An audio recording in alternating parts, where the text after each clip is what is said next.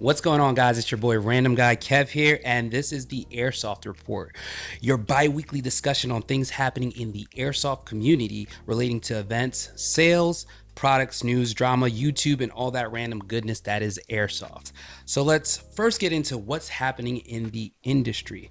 Chinese tariffs. If you don't know anything about this, this affects everyone. Anything that's made in China being imported here, you're going to see an increase. So not just airsoft, anything airsoft, just your iPhones, phones in general, computers, anything that's made there, you'll see an increase at least 10 to 15%.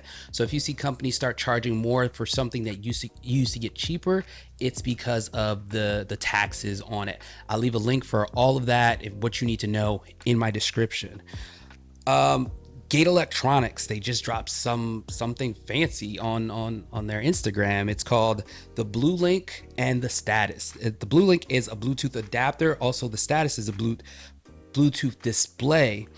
This will be releasing in the first quarter of 2020 of next year. So with the display, you'll be able to see not just, not just anything happening on your gate, but also other stuff. More to come soon. Directly from Gate Electronics. Elite Force, the Avalon Mark 18s drop October 15th. It's either exactly dropping on October 15th or getting pushed back a little, but October 15th, stay on the lookout for that. MP7 restocks are in and now they're out. They're as quick as they come in, they go out. So if you're not contacting your local dealer to get an MP7, then you might be out of luck. Glock 18s dropping November, December, maybe 2020, maybe this year. They're dropping though. Glock 18s, be on the lookout. Polar Star, their 33 gram CO2 cartridges had a bit of a delay, so they'll be in their facilities about October 18th, and they should be shipping out to customers and dealers by the end of the month. Classic Army just had their second batch of pre-order Baba Yagas go out. So be on the lookout for that. If you didn't pre-order, then you might have to wait a little bit. But if you did pre-order and you ordered later in the year, it's coming. It's coming. They'll put out notifications on that. Lancer Tactical just dropped a new Needletail and Battlehawk, one in new Poison Purple and Joker Green. If you're interested in that, go ahead and check that out. KWA Mod 1 and 2, the pre-orders are still available, and that is dropping in November. ASG, they have their ASG Storm 360 grenades. Now they have them in glow in the dark and red. If you're interested in that, visit your local retailer and they might have those on sale. GHK just dropped their MK18 Mod 1 GBBRs, and I only saw that on Red Wolf. So if you're looking for a GBBR, that's a Mark 18, visit Red Wolf to go pick one up. Some companies to be on the lookout for are Specna Arms. They're available. They have some of their products available on evike.com, but also Evolution International. They're an Italian-based company, airsoft company. They're bigger in Europe, but they're starting to make their way over here. Some sales that are happening currently. Airsoft GI has their FOMO Mystery Box 5.0 dropping on October 17th. This is about $80, and they'll have 120 of these available. If you're going to Airsoft Con like me, going to Airsoft Con, they have their sack of connets for $15. This is for people that are going. They'll have special things in the bag to win at Airsoft Con. Again, I'll be at Airsoft Con. Airsoft Megastore has up to 70% off on specific products. So you have to go to their website and click on the Mega Deal tab to see all these products. Now let's talk about upcoming events. We'll talk about SpeedQB. SpeedQB regional qualifiers for South Carolina are on October 27th. This is at Battlecat Airsoft. Then the same day, October 27th, LA, I believe that's their, I guess, what would you call it? Like not really a qualifier in a sense, but it's for getting your ranking up in a sense, on the 27th. Then the actual championship, which is being held at Project N1, is on November 3rd. So if you want to keep up with SpeedQB, they have their live stream going whenever they have some type of something going on at Project N1. Major League Airsoft, they have their qualifiers on November 17th in Techstar Airsoft in Texas. Be on the lookout for that. I'll leave everything for both those qualifiers in my description. If you're looking to get into Speed GB or look at watching the games and whatnot, I'll leave all that information in my description. Milson West presents World War II, October 12th to October 13th at Hill 559, Clovis, California. Current cost is $60. Third Coast Operation Starburst 2019, October 18th to October 20th, Fort Hood, Texas. The current cost is still about $120 with different price range for everything. Airsoft Con, October 19th in Alhambra, California. I will be there. Say what's up to me if you see me. Desert Fox Events. It presents Return to the Rock. This is November 1st to the 3rd. The Rock Airsoft in Missouri. Current cost is about $100 for a ticket. Overwatch Tactics Conquest of Avalon 3. This is November 8th to 10th in Texas. These tickets are almost sold out. Like, they're already sold out. Like, the only faction that's left is the Merc, and that cost is $124. So if you want to get to Overwatch Tactics, get there now. MSATO Battle of Concrete City. This is November 23rd to 24th in Pennsylvania. Current cost is about $85 until October 30th, October 20th, and the price goes up. I can't wait for this. I kind of want to go, but I got to see how my adult schedule is. But Concrete City, amazing place to play at. This will be amazing. It's like right up the street for me. But we'll be right back after this commercial break.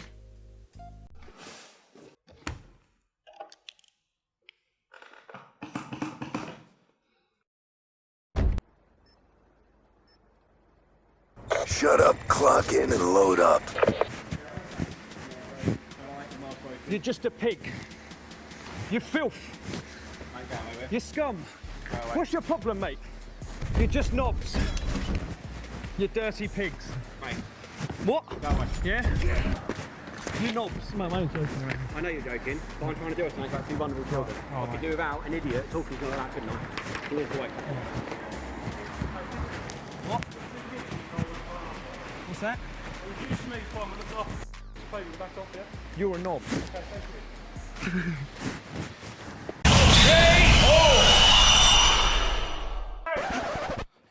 Get off your laptop! Okay. Stop bothering those nice people today with mind your own f***ing business. And we're back. Now, let's get into our discussion piece. Thoughts on the Airsoft Keyboard Warriors. Keyboard Warriors. I mean, they happen. They're part of Airsoft. They're always going to be around. It's just like one of those things where it's you either accept them or you don't. And yes, we've all had those spats where we've dealt with people who said things over the internet and then we see them face to face and they don't have that same energy. It be that way. I mean, it's just like you don't just leave it as is. I get people where they say I suck, my videos suck, my events suck, everything about me suck, I suck, and then like they're at my event, they're having fun, they want to be in my videos, they love the pictures I take of them,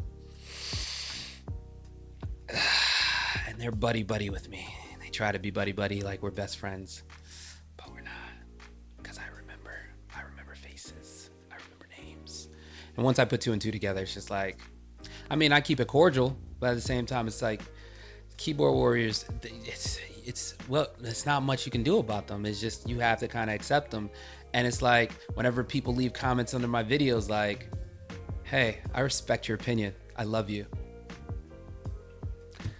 I mean, it's not much I can do about it.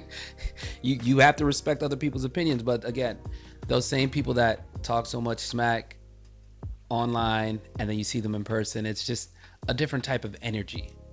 A lot of times they don't know you, and even if they do know you, it's just one of those things where they just trying to be a big boy in a small world, in their small world.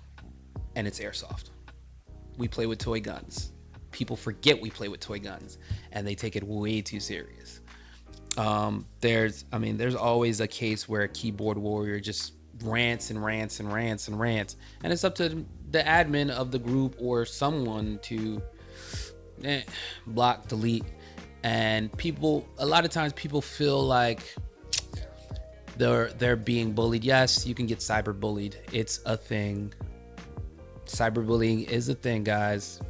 Don't say it's not. I have my own nonprofit where I deal with kids that have been cyberbullied, and they take it serious. I grew up in an age where the internet was just starting, social media was just starting. It wasn't a big deal for me, but a lot of these younger people, a lot of these younger kids, sometimes some of these older people, they take it serious. They take it to heart, where a keyboard warrior will say something about their mother or father or sister or brother, and they go off their rails. I mean, you just gotta say, yo, I respect your opinion. I love you. I hope you have the greatest day.